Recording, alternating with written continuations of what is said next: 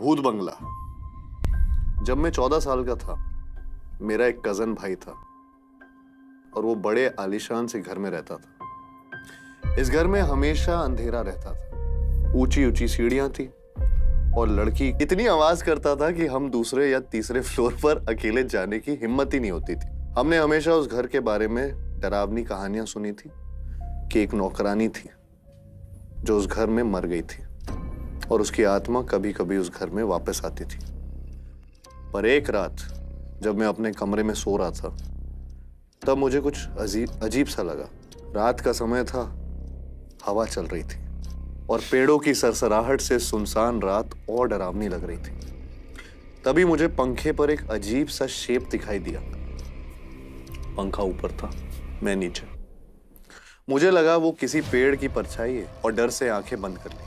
तभी अचानक एक औरत की चीख सुनाई दी। थोड़ी सी लाउड थी और खौफनाक चीख थी, जिसे सुनकर मैं डर के मारे उड़ गया। उठकर मैं सीधा अपने भाई के कमरे की तरफ भागा। जब हम दोनों बाहर आए तो एक औरत की परछाई उस पेड़ पर लटकी हुई थी। वो परछाई उड़कर मेरे कमरे के पास आ गई। जब मेरे भाई टॉर्च लेकर आए, तब तक वो औरत की परछाई गायब हो चुकी थी।